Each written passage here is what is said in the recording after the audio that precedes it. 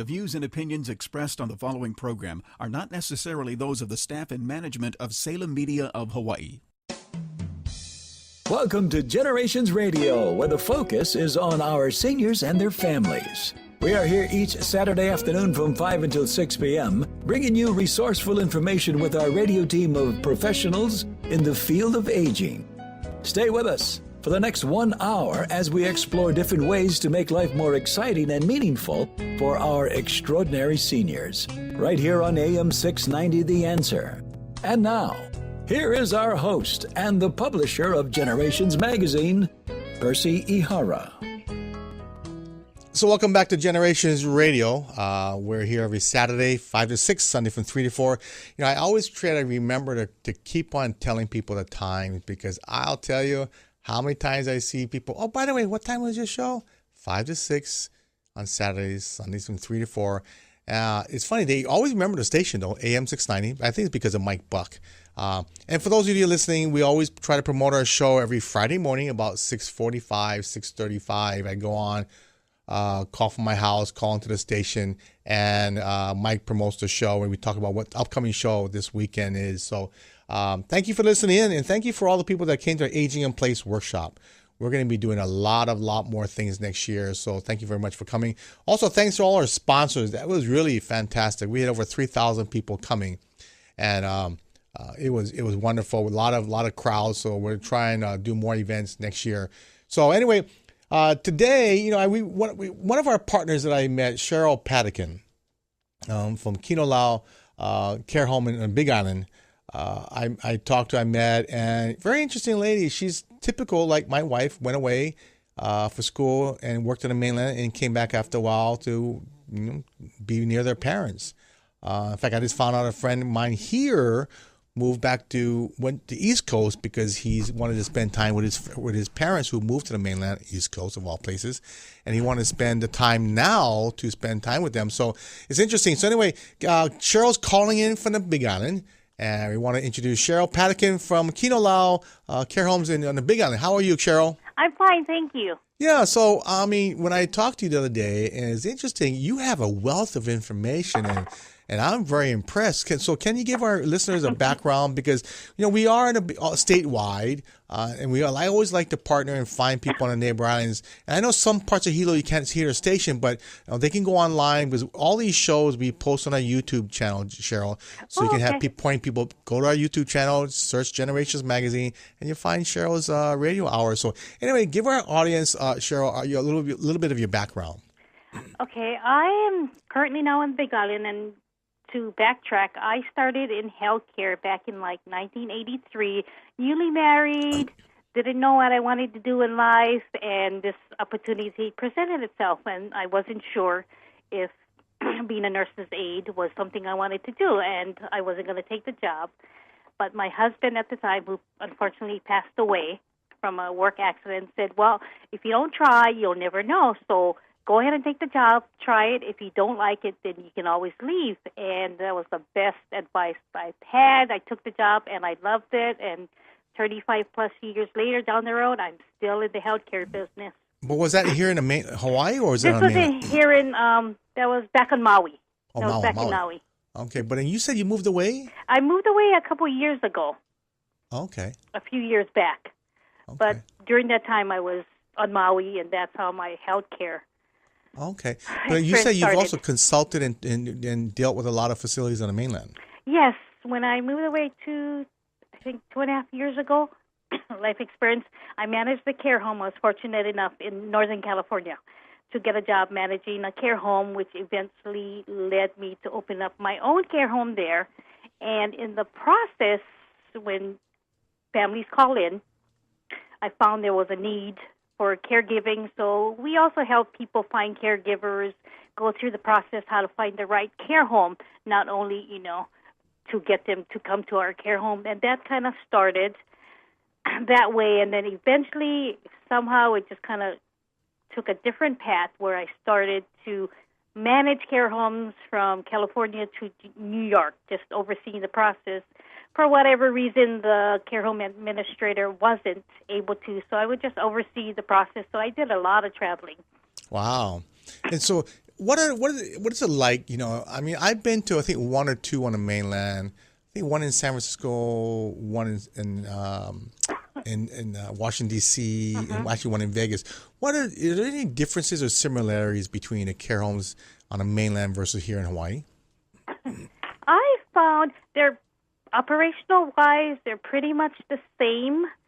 And between Hawaii and the mainland, the difference I see is people tend to keep their parents or loved ones home more often till they really can't care for them. And they're kind of more involved with the really? care. Yes. And not saying the mainland is not, but there's a small percentage from my experience seeing and working through these care homes across the states. I don't want to call it a dumping ground, but it's, they take them and they leave them in, and they can be like 20 minutes, half an hour away, and you never see them, unfortunately. It's a small percentage, not saying they're all like that. So that's what I see the difference between Hawaii care homes. They're more attached emotionally, meaning they just, what's the word I'm looking for? More involved. Well, I think in our Asian culture, we definitely make it a priority to take care of our parents. Albeit, the younger kids are shying away from that more, or they're moved to the mainland, and I know it can be very difficult. I have a couple clients right now where their daughters are on the mainland, and their parents are here. Actually, one's on the Big Island right now, and have a difficult time going back and forth. Can they afford it, first of all? Yeah. And the communication, can they really understand what's going on with mom here by herself? And so I can see that, and I liked that you've been spending some time on a diverse different places, because it's really important. A lot of families, they don't plan ahead. Our aging in place workshop that we did on last month, I would tell you, my own guesstimate, by just going into a room filled with people, over 100 people, and saying, how many people is this the first time you're coming to our aging in place workshop? And Cheryl, 80% of people were first timers. So that just shows you that people aren't paying attention to the care of the parents or the needs until it hits them smack in the face. They get a phone call from Cheryl, my sister, hey, by the way, Percy, Dad's in the hospital, right? Exactly. It's a high percentage, and I was surprised. Even on the mainland, it was like that. Like when they needed the care yesterday, that's when they start looking for care homes. So that's how I kind of had a second business, consulting these families to do your homework, do your research, get all your paperwork, get everything in order, so when and if you need it, it's there, and you're not scrambling and going crazy, and because it's a process. Yeah, and it's a very stressful time to be doing this process, and it's right? Overstressed because now they're dealing with the loved one being sick, and oh my God, what do? We can't care for them, etc. So it's more added on stress. So that's how I started the consulting part. Are you still doing consulting there on the Big Island? I haven't here on the Big Island as a business. We just do it here as a care home when people call in and, it's like, yeah, we do have room, we don't, but, if you need help, you can call us, because it's not all about us getting your family member here at the care home. It's about helping. Right. That's the way I like to see it. Helping so that when the time comes, you're not stressed, trying to look for paperwork, trying to find something that you needed, yesterday, per se. So I kind of do a little bit, but not as a business, just as a helpful service, I want to say. Well, I think down the road, as this gets busier and busier time, I think people are going to want to call you over there at Kinolau on the Big Island. But, about 3 weeks ago, one of my classmates from Midpack, who I was in the dorms with, Alvin, came on and talked about this exactly thing you're talking about. He got a call from one of his mother's friends that he hasn't talked to in a while, saying, because he was on vacation in Oregon with his daughter, and saying, you need to go check up on your mom and come see your mom more often because she's not doing good. The mom didn't call the son. They're her friends. I guess she's talking to her friends saying, oh, well, yeah, I'm really, need some help, and maybe I should call Alvin, my son, so their friends would call the son and say, hey, you guys better pay attention and come and see your mom. And all of a sudden, next thing you know, A week later, or the next day, Mom moved in with him, and it got to be to the point where he couldn't take care of her anymore, and he eventually put her in Kalakaua Gardens on Kalakaua Avenue because he couldn't deal with all the stress of caring for Mom, in his own house. Plus, he's got a wife. That's not always the easiest thing, right? Dealing with the spouse of somebody that's doing the caregiving, right? Plus, it's a full-time job. It's a full-time job plus more, because then they have their own life and management. And even for me, doing it for as long as I have, it's still, I'm not saying overwhelming, but it's, for me, I find it time management. So from the time I wake up at 4 a.m., everything's time management, because if I don't do this, this doesn't get done. So everybody's like, why is it so, like on a schedule? It's like, I have to. It has to be on a schedule. Right. Because if not, it gets sidetracked, and this needs to be done before this. Right.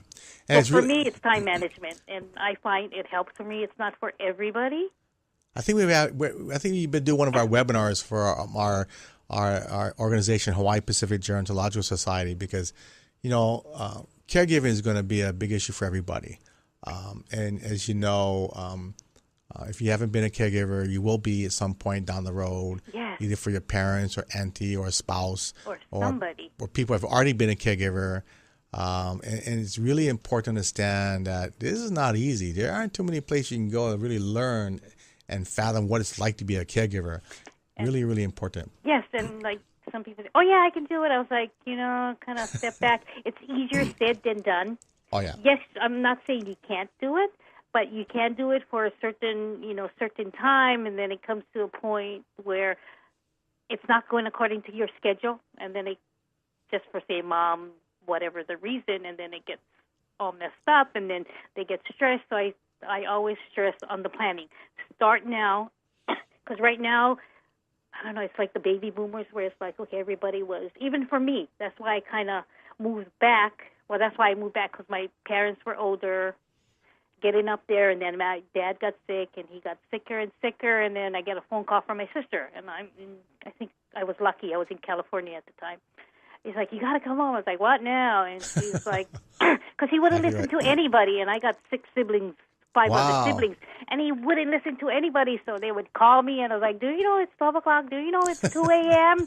Well, we don't care. He's not listening. I was like, oh, my God. Well, you have the experience, Cheryl. That's the main thing. And nobody could handle him, and, I was like, you got to do this, you got to do this, and she was like, you got to come home. We need help. So I came home, got situated, and then went back.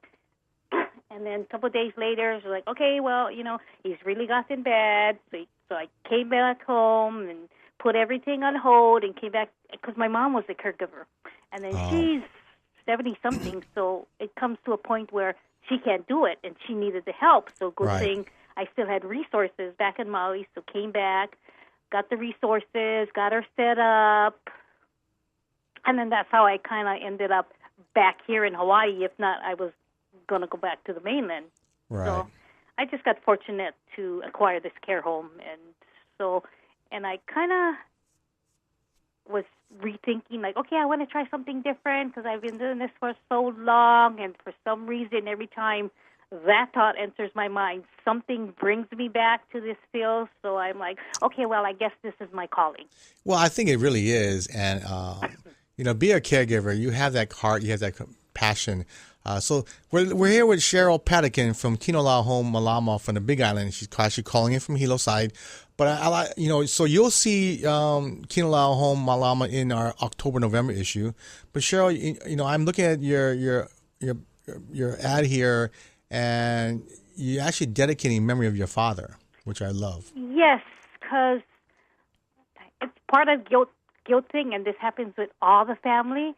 Even though I was helping, and I was more of a financial part, because I helped more on the financial part because I was away. And to me, that still wasn't enough. Well, anyway, I felt like it wasn't enough. And so when he got sick, of course, I came home and I helped out. And then when he was really, really sick in the hospital and going back from Maui to Oahu, like every week, And the last time I saw him, he was really bad. I talked to him and said, okay, it's going to be okay. Don't worry. If you need to go. We'll take care. Mom will be fine.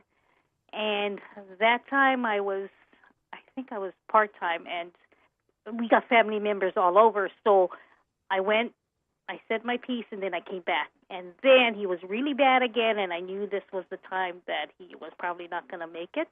And I, at that time, couldn't financially go back. So instead, I sent my daughter and granddaughters and nieces and nephews to go visit him. So I, in turn, didn't,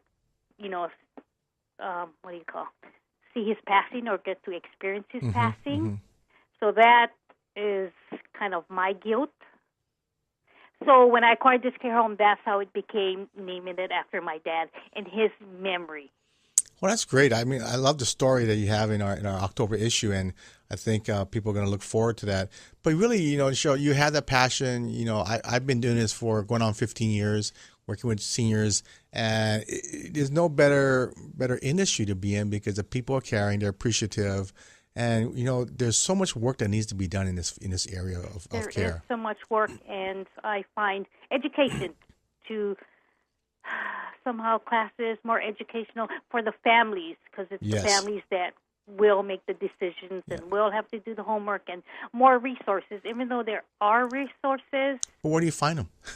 Yes, where do you find these resources? Yeah. Even for me, sometimes, even though I've been around, the block with this so many times, I still find new resources. So I try and keep up to date, and it's also helpful not resourcing, but working with other families that have come through. So I'm kind of fortunate that not only resources here, but resources up in the mainland also.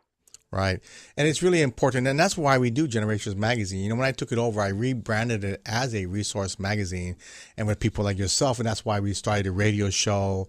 And come October 4th on OC16 statewide, Generations TV is going to start at 7:30 Wednesday. It's October 4th. Nice. They run almost every day. And so we're going to highlight these kind of issues and resources. But really quickly, since, this is really what I want to do is we do with the radio show is educate people. And that's why we copy them and put them on our YouTube channel so people can go back, listen to it at their own leisure.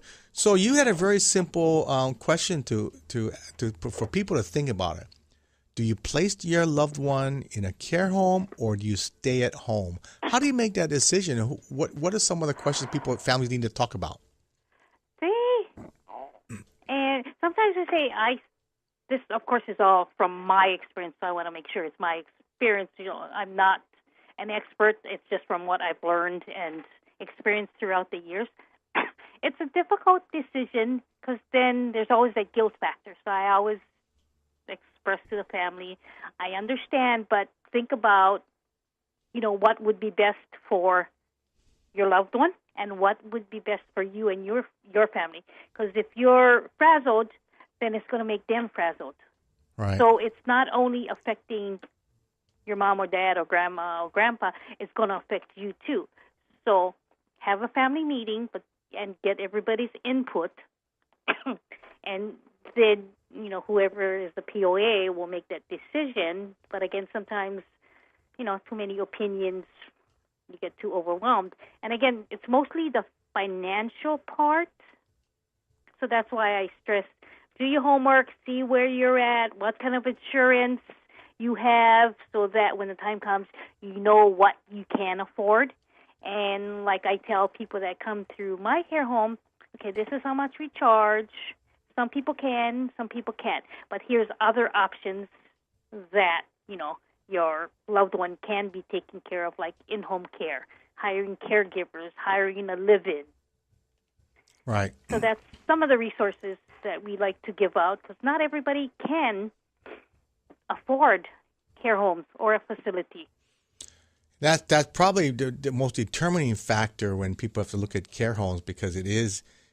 I wouldn't say, I don't like to use the word cheap or expensive. Yes. It is what it is. And, because of Hawaii's real estate, it is probably more expensive than the mainland. But I think, Yes.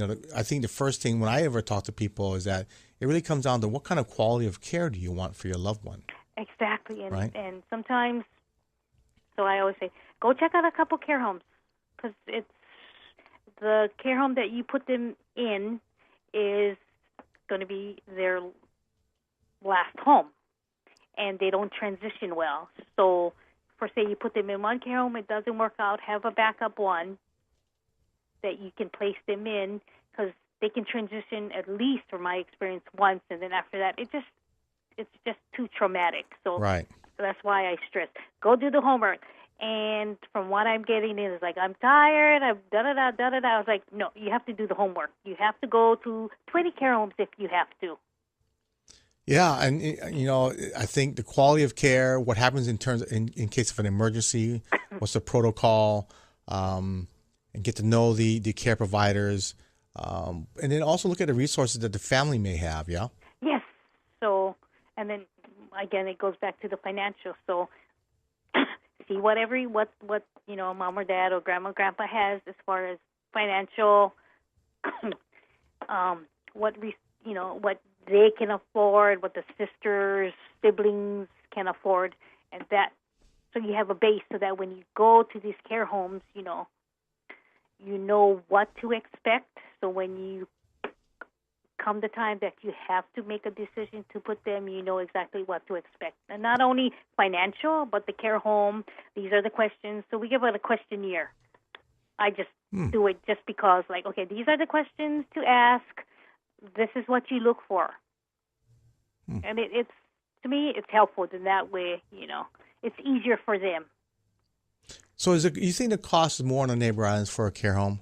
It costs more here in Hawaii than it is on the mainland. But I mean, more so Oahu versus neighbor islands? It's pretty much, from the ones I've seen or know about on Oahu, it's pretty much the same. It is. It is. The mainland is cheaper, less expensive. I don't know why. Even for like Alzheimer's, dementia, that's the highest. Yeah, they need more paying. care. They need more care, They right? need more care. That's more of a one-on-one. And even in the mainland, I find the price difference is way less than it is here in Hawaii. Yeah, it's just hard to find good quality care here. And, I mentioned this before, but I was talking to Clementina, who professor over at UH Nursing School, and she said 60% of all the nurses in Hawaii are over 60. Yeah. And another 10 to 15% are over 50. So in 10 to 15 years, 70 to 75% of all the nurses will be retired. How is that? Yes, and that's kind of where I'm at as far as age-wise. So I'm like, well, who's going to take care of me? That's true. Well, I bought long-term care insurance last month. Care, yes. So. Yes, so, and then, of course, we got our resources and all of that stuff. So not only do these families to find out, like, oh, wait, I'm getting up there. I need to be thinking of me. Yeah, and a lot of people don't believe in insurance, let alone life insurance. They cannot afford the monthly premium, so they couldn't do it. But I tell people, Medicaid right now, I think, is going to be very difficult down the road. I really think you're going to have to be poor, And recently I heard that Attorney General's office is going to be actually going after Medicaid clientele that has an irrevocable trust. In the past, they didn't touch irrevocable trust, but they're going to have to now to recoup their costs. And so people that did an irrevocable trust, if you're listening, you better sit down with your attorney and might want to think about unraveling that if it's possible. Sometimes it is, sometimes it's not. Yes. Depends on the attorney. But they're going to have to start putting liens on these properties. And, unfortunately, there have been attorneys in town that promoted it by saying state can pay for your long-term care needs through Medicaid. And what the attorney actually does a lot of times is look at the irrevocable trust as an option. So please be careful if you did that. If you did it, talk to your attorney or get a second opinion from another attorney to see whether that option still is available for Medicaid planning. But you know what? I don't know about you, but I'm not a big. I love Medicaid for the right people, but I really think the best quality of care and what you can afford is the best for families. Yes. And you've seen it. You've seen it here locally, but we're seeing, especially on the neighbor islands, people are just living longer, they're healthier than Oahu because they have less fast food over there, right? Yes, people here in Hawaii live longer. And it's amazing how people don't realize the fact. If your mom's, it's funny. I talked to my classmates. Yeah, my mom's 89, pretty healthy. I say, well, that's great, but she's not going to be like that forever, right? Exactly. They're going to slow down. They're healthy. Don't take any medication. I mean, Grandma she was 96. She was a Spitfire. She was a Spitfire. She's kept me on my toes and just healthy all the way through till, bam, just went downhill and went downhill fast. Yeah, it's amazing. So you never know. Right. And like I said, you're only a phone call away. Really quick, we're going to take a short break in a little bit. But I want to come back to talk about, Cheryl's got a ton of questions here, which are really good for you families out there that are if your parents are needing placement or if you think down the road they're going to need placement, you need to pay attention.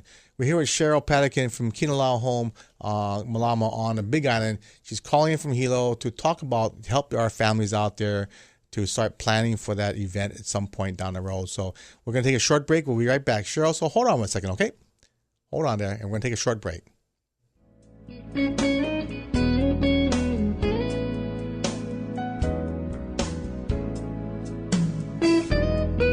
We will be right back with Percy Ihara from Generations Radio. If you have any questions or want to be part of our discussion, give us a call at 296-5467. That's 296-5467. This is Generations Radio on AM 690 The Answer.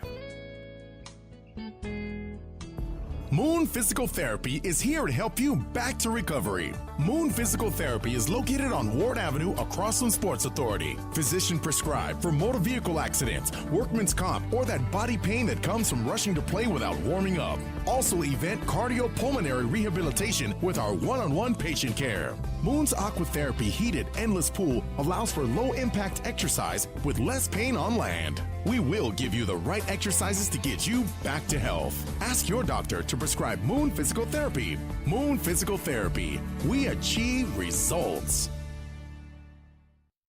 Aloha, this is Martha Clopin. And Al Harrington. Choosing the right Medicare plan not only saves you money, it also helps you avoid headaches and heartaches down the road. We want to remind everyone to listen to a Medicare Moment with Martha, Sundays from 9:30 a.m. to 10 a.m. as we help answer important questions on Medicare so you can stay healthy, wealthy, and wise all year long. Call me at 543-2073, 543-2073. Oahu's newest senior living community, Ilima at Lehano, is now open in the heart of Kapolei. Within this beautiful new community, offering independent living, assisted living, and memory care, you will experience a feeling of ohana that provides a sense of community and peace of mind for our kupuna. A range of spacious apartment styles are available, from large studios to spacious 1- and 2-bedroom plans, most with a large private lanai. Be one of the first to call Ilima your home. Visit ilimaAtlehano.com or call 674-8022. Got Vegas on your mind? Get Vacations Hawaii on the line. Vacations Hawaii offers weekly 4- and 5-night Honolulu to Vegas packages, which include 3 meals daily from $6.99. Stay at Hawaii's favorite casinos: California, Fremont, Main Street Station, and Orleans Hotel. Vacations Hawaii will get you there in comfort on deluxe wide-body 767 planes with complimentary in-flight hot meal service. Vacations Hawaii's frequent flyer program gives you future travel discounts and credits. So if you're ready to win big, call Vacations Hawaii at 591-4777 or visit PointVacationsHawaii.com. Today, more than ever, we local people are living longer than any other state in the Union, with more seniors, baby boomers, and caregivers. Generations Radio promotes the importance to be proactive as we all age. The radio team will focus on issues facing our seniors and their families, finding resources to navigate healthy aging along with financial, legal, and caregiving information. So join Percy Ihara from 5 until 6 each Saturday, right here on AM 690 The Answer.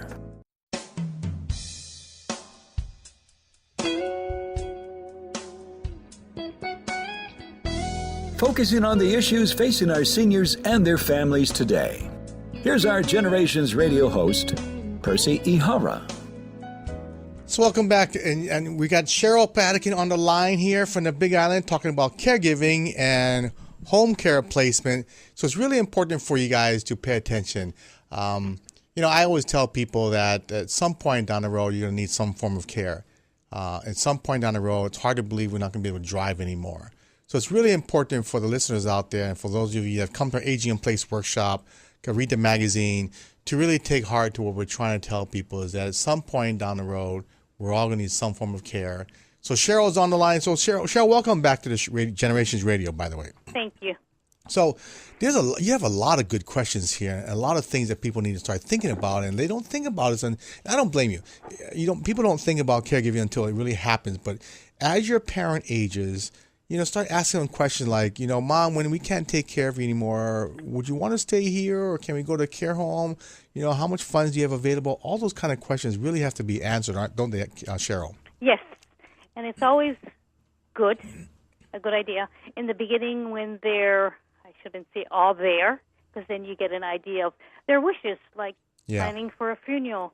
Then that way, when, God forbid, the time comes, you're not,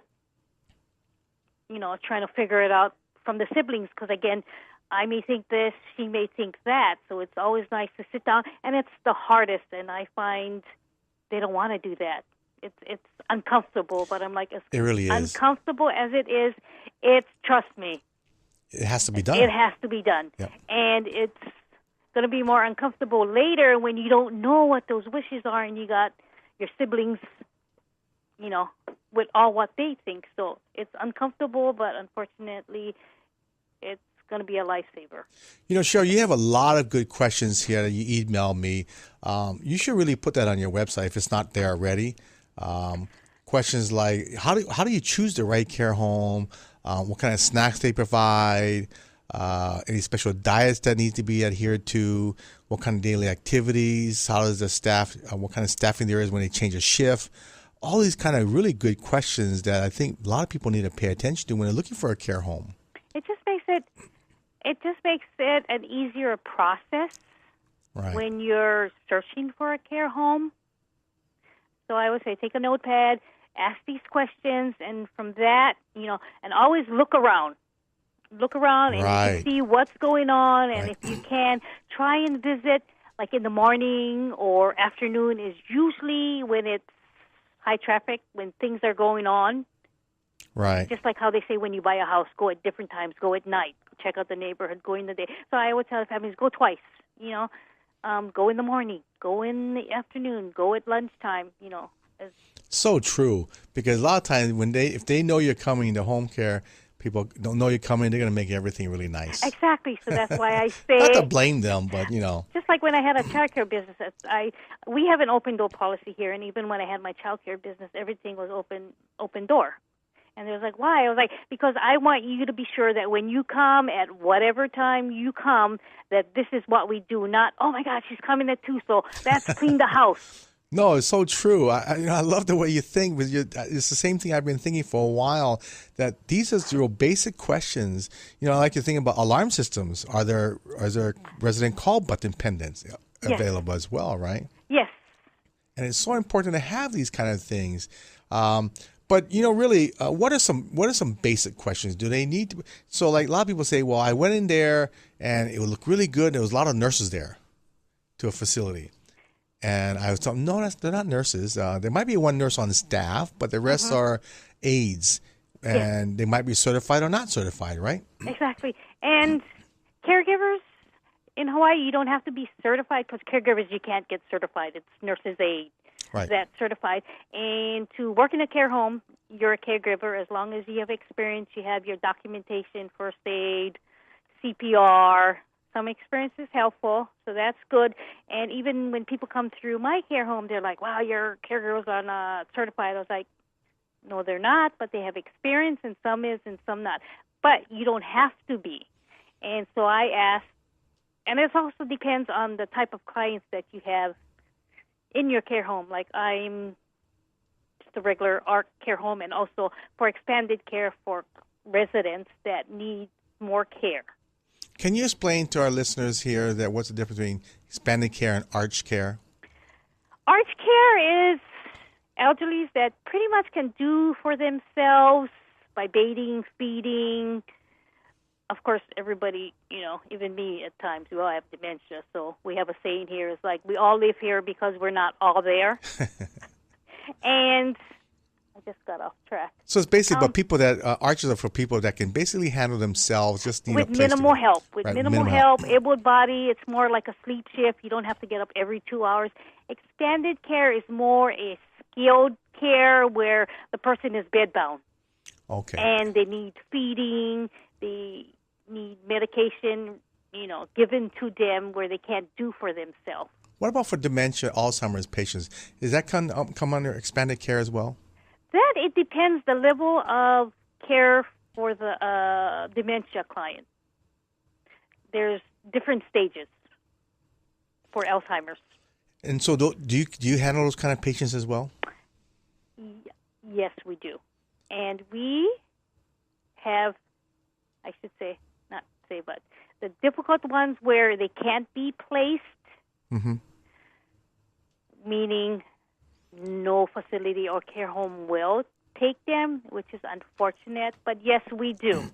So you make a comment right there that a lot of people don't know that just because there's a bunch of care homes out there, and there might be a bed or two here, they don't have to take you, right? They don't. And a lot of times they will not because they don't want anybody that's difficult. Anybody might a lot of work, might be disruptive. I've had a couple of my friends that called me their dads was kicked out because they were disruptive. Yes. And it was interesting. Not necessarily. One was more verbal, and one wasn't physical, but got really loud.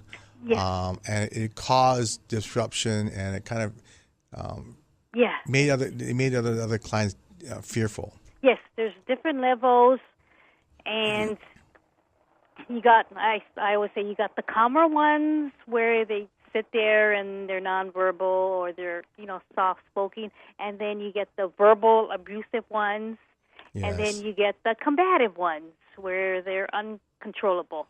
Right. And it also depends, again, whatever the care home facility, the type of clients, more so for the care homes, the type of, I keep saying clients because I did other care homes, but it's considered residents. So the residents that's in your care home, so when I place people and take people in, I have to match them with the residents that I have here so that it's, I want to say, cohesive. Right. So we have, so we have had difficult ones, and like I said, I just acquired this care home January 1st. And from that time to today, we have taken in the difficult ones where they're denied at facilities or care homes and nobody wants to take them. And again, I go back with that. It's saying you got to know how to handle them. They're not difficult. You just got to know how to handle them. Right. What's their trigger? What causing the outburst, right? Exactly. So exactly what causes the trigger, and then when the trigger happens, how to handle that. So, well, you must be part psychologist too. You got to be psychology. You got to be counselor. You got to be caregiver. You got to be mom, dad, housekeeper. You have to have all those traits. Yeah, you must be a great mom too, because you really do. I'm the only one part of the magazine, I'll be honest with you, that does not have firsthand experience with caregiving. But everybody that works with us in the magazine all have firsthand experience, except for myself. But because I work with seniors all day long, I can understand to a certain extent. But multitasking is another thing, right? That's for a caregivers. Big thing. You must be great at multitasking. Do you have 6 kids yourself? Something? I have. I have a lot of nieces and nephews. Oh, but yeah. But and again, it comes with the management. It comes like with being a mom. You got to know how to multitask. It helps. You don't gotta, but it really helps. And for me, it's like if I don't have coffee, it's like I got to have coffee. That keeps me sane, too, around here. So that's the big joke with everybody. Well, I'm sure you must empty your gas tank every day, right? That's why you have to drink coffee. It's like my coffee budget is, trust me, high. So I got to have my coffee. That keeps me sane. But again, it's the passion, and you got to love what you do. Well, I love your passion for that. We're here with Cheryl Padaken from Kinolau Care Home in the Big Island there. Cheryl, really quickly, let me find your number here. What's the number that best people reach you at? Let's see. The care home here is 982-5415. Right. There you go. I got that. And do you guys have a website at all? that people can go to, or are you still working on that? I'm still working on that. It's like as long as I've been here, it's like It's only been have time. You still don't have time. Well, you're dealing with families in the care home and multitasking, but it's really important that people do. I think the main goal of this show is really to tell people be proactive, because at any time down the road you're going to need some form of care, and stuff's going to hit the fan. So if you know so much about this process, but what are some basic questions that when they're looking online or look off a list that the hospital gives you, what are some basic questions? Are there basic questions or with different levels of care? That's one of the areas I want to go, the different levels of care. Yes. Basic questions. How many people do you have how many staff do you have per shift? Is there a minimum number of staff on half? Because I know a lot of times the main caregiver will not go out shopping and not come back and have a daughter just stay there. It's like here it's 5, so one is good. And again, it depends on your residents in your care home. If you have a dementia or Alzheimer's and your property is not fenced in, you need 2 people. If you have what now? An Alzheimer's patient? Alzheimer's, dementia. And again, that depends if they're a wanderer and what level of care. And so if you have an Alzheimer's patient, you need to have 2? Is that what you said? We do. It depends on their level of care. Like some of them are wanderers. I call them wanderers, where they see the door and they go straight out. So if your property is not gated in, secured, they're on the highway. So you always got to watch them. But usually it's 1. And yes, like I go out and I do my errands and I shop, and then I have somebody here. But for me, I like to have 2 just to be safer. But technically, you can have 1. And again, they have to be, everybody's licensed by the state, so we have to follow state rules. And, as long as they have their credentials, first aid, CPR, they're okay. And there are protocols that you follow. God forbid there's an emergency. Yeah, what happens in an emergency? Did it call 911? Yes. And it depends on the severity of the emergency. And anytime for us here, they hit their head or we think they may hit their head, it's a 911 call. Sometimes they just fall because they lose their balance. So, of course, you assess them and check them out. And then we watch them, and then they're okay. But pretty much you can tell when it's more severe that you need to call 911, but everything is 911. I saw one of your questions here about food. Is there any kind of certification what kind of food is served, or can they serve any kind of food? Yes, we have to follow a specific diet. Of course, if we have a diabetic resident, then we do a diabetic diet, but healthy, nutritious, and before we even get to this point, we have to go through a bunch of classes, which is called ARCH classes, ARCH. And they go through everything, medication, nutrition. So they have to have so much ounces of protein, so much vegetables, so much I did fruit. not know that. Yes. So much milk, so much bread, so much eggs. So everything is, I shouldn't say science, but it's all half an egg, 1 piece wheat toast. So they eat pretty healthy then? They have to because, yes. Can I eat Simon all day long? No.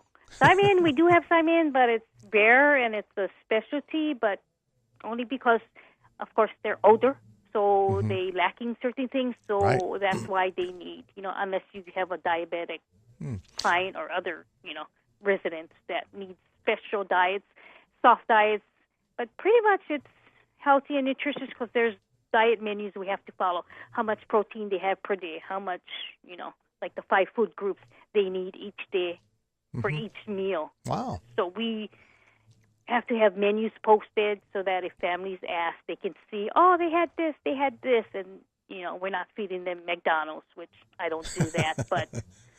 They have great French fries. They do, but no. Sorry. When I used to work out a lot, I would order a salad and a side order of French fries. Seriously. It's like, I'm eating healthy, so I can eat some French fries. But Anyway, you have a really good question on your list of questions to ask at care home because of what's going on in Florida and Houston.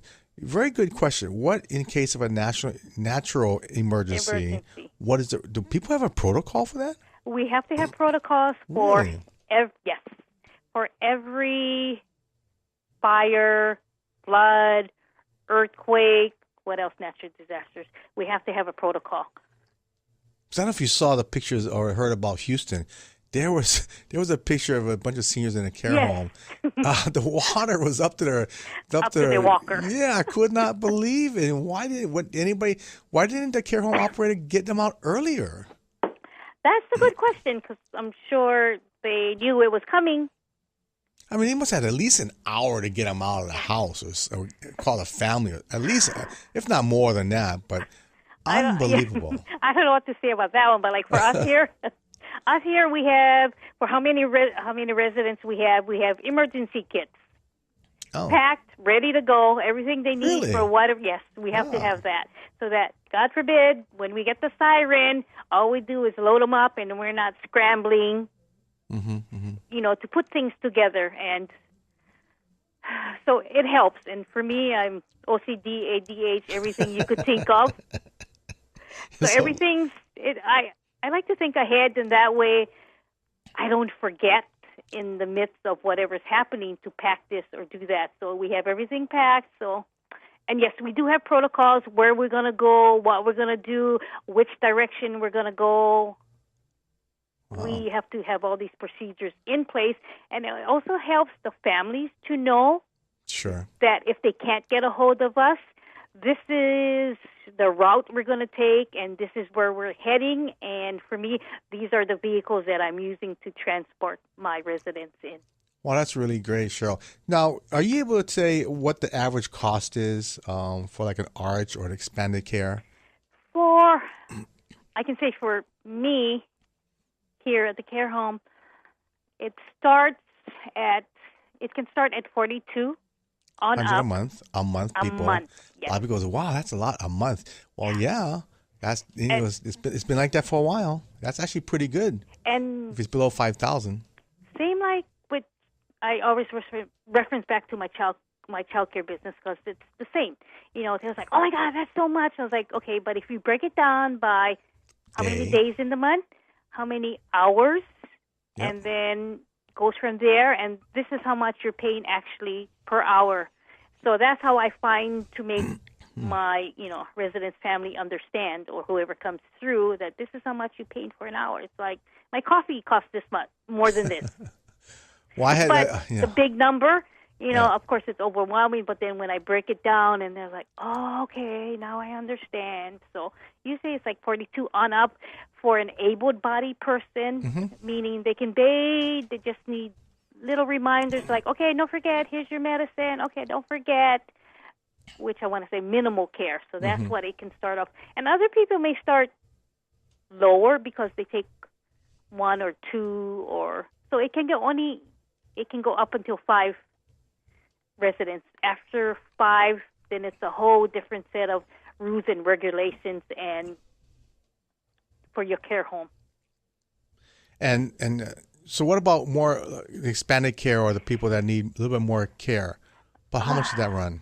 A little bit more care, and I'm talking expanded care where a client is bedridden, they need help with everything. Right. It can go from $7,500 and up. And for a Alzheimer's client that really needs a one-on-one, because you have to be 24/7 eyes on them, it can start at $85.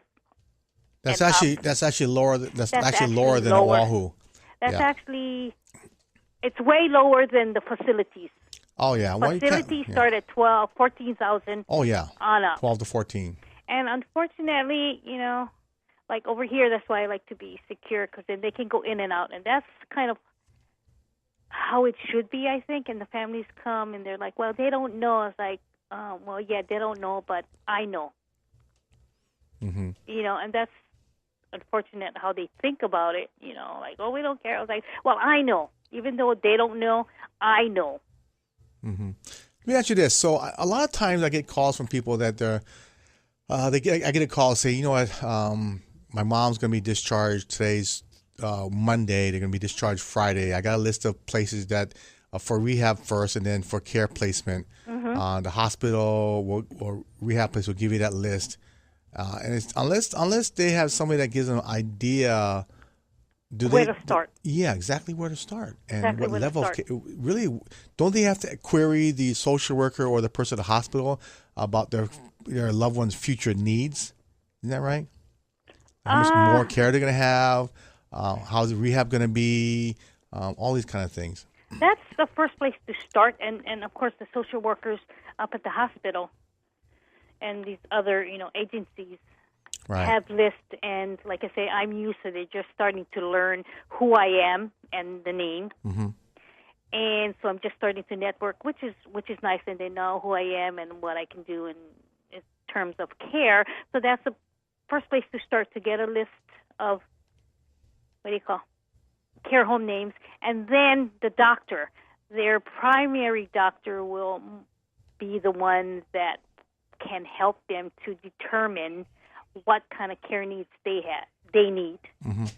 And I say, when you go in these house visits, try and take them with you, because the care home operator needs to assess them. And also by that, it helps them to, if they should be placed in that care home, then in their mind they're like, okay, yeah, I've been here, so it's not too traumatic when they have to move in. And it just saves time of you having to go back, because that's how the care home operator can really get an idea if they can, care for your loved one or not. So I always say, if you can take them with you, because then you can watch how they interact with the other residents, or how they but how they adjust to the environment and the home and the workers. But I mean, when you get a family come in, they're all stressed out. They got to place them like tomorrow. What is the quick assessment that you do of that client? You got to qualify that client too. You're not going to just take anybody off the street, right? No, and only because I want to make sure that myself and my staff is able to care for them. That's my concern. And if they need a placement yesterday, what I usually do is, they can't bring them, then I go to the home. Because for me, by going to the home, I can see their routine. And I always say, nope, I need to, unless it's an emergency situation like the one we're talking about, then yes, we take them in and then we can assess. And sometimes there's still time that you can assess. So I like to go to the home, or I send another staff to go to the home and evaluate, because I need to see their routine, because pretty much their routine has to be the same routine when they do come here. Right. So there's no interruption and things like that. So you can take them on an emergency basis.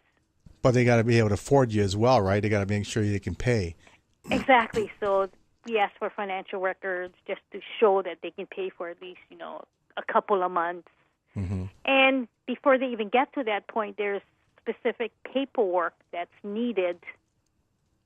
Oh, really? What kind of paperwork? There's paperwork they need before they can get into a care home. And sometimes in the emergency, we have a lot that we get from the hospital that they need placement now. So that's a different qualification. So we do take them and then follow up to get the needed paperwork that we need. And paperwork they need medication orders from the doctor, so we know what kind of medications they're on. Doctor needs to fill out the level of care that they need. Wow, a lot of things. So actually, not a lot of paperwork, but a handful of paperwork that's required for the care home. Wow, Cheryl. That's from the doctor. See, that hour went by so fast. So much information, Cheryl. You're so good. I'll tell you, Cheryl Padaken from Kinolau Malama Care Home on the Big Island. Cheryl, if people want to contact you and need your services, how can they reach you at? I can be reached at 808-982-5415. Cheryl Padaken is in the magazine now, in the October coming up issue. Cheryl, thank you so much. You've been a great wealth of knowledge, and I'm definitely going to have you on my speed dial for my phone. So appreciate it so much. Listen, you have a great weekend. You too. All right, Cheryl from the Big Island. Okay, everybody, thank you very much. You guys have a great weekend. As always, aloha and live well.